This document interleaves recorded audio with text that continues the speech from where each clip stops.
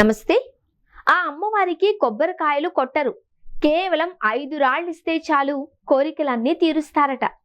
దేశవ్యాప్తంగా ఉన్న శక్తి పీఠాలలో అమ్మవారికి రకరకాల నైవేద్యాలు సమర్పిస్తూ ఉంటారు.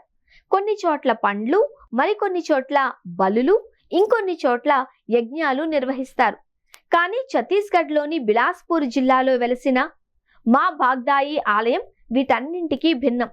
దట్టమైన అడవుల మధ్య కొలువుదీరిన ఈ అడవి దేవతకు భక్తులు కేవలం 5 రాళ్లను, ఒక పువ్వును మాత్రమే సమర్పిస్తారు.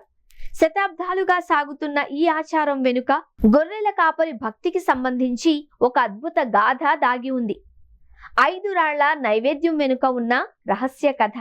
స్థానిక జానపద కథల ప్రకారం సుమారు 100 సంవత్సరాల క్రితం ఒక గొర్రెల కాపరి అడవిలో తిరుగుతూ ఉండగా అమ్మవారి సజీవ విగ్రహాన్ని కనుగొన్నాడు. ఆ తరువాత అమ్మవారు అతని కలలో కనిపించి తనను అక్కడే ప్రతిష్ఠించమని కోరారు. ఆ పేద గొర్రెల కాపరి అమ్మవారి మాట ప్రకారం ఒక చిన్న ఆలయాన్ని నిర్మించాడు. కానీ అమ్మవారికి సమర్పించడానికి అతని దగ్గర కొబ్బరికాయలు కాని, ఇతర ఖరీదైన వస్తువులు కాని ఏమీ లేవు.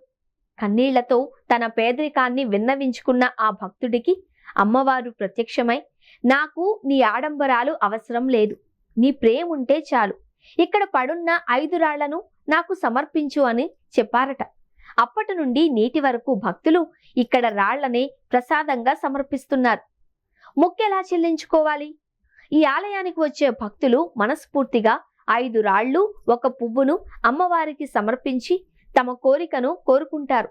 ఒకవేళ ఆ కోరిక నెరవేరితే భక్తులు మళ్లీ ఆలయానికి చేరుకుని కృతజ్ఞతగా మరో 5 రాళ్లను, పువ్వులను అమ్మవారి పాదాల చెంత ఉంచుతారు. ఇలా చేయడం వల్ల చెడు ప్రభావాల నుండి విముక్తి కలుగుతుంది అని భక్తుల ప్రగాఢ విశ్వాసం. నవరాత్రుల వేళ జాతర. ప్రతి ఏటా చైత్ర శరదృతు నవరాత్రుల సమయంలో మా బాగ్దాయి ఆలయం భక్తులతో కిటకిటలాడుతుంది. 9 రోజుల పాటు అమ్మవారిని అత్యంత సుందరంగా అలంకరిస్తారు. ఈ సమయంలో అడవి మధ్యలో జరిగే జాతర ప్రకృతి ఆధ్యాత్మికత కలగలిసిన అద్భుత అనుభూతిని అందిస్తుంది. భగవంతుడికి కావాల్సింది అర్పణలు కాదు, స్వచ్ఛమైన భక్తి అని చెప్పడానికి మా బాగ్దాయి ఆలయం ఒక సజీవ సాక్ష్యం. దట్టమైన అడవుల మధ్య వెలసిన ఈ తల్లి ఇప్పటికీ ఆ చుట్టుపక్కల ప్రజలను, ప్రకృతిని రక్షిస్తోంది అని నమ్ముతారు.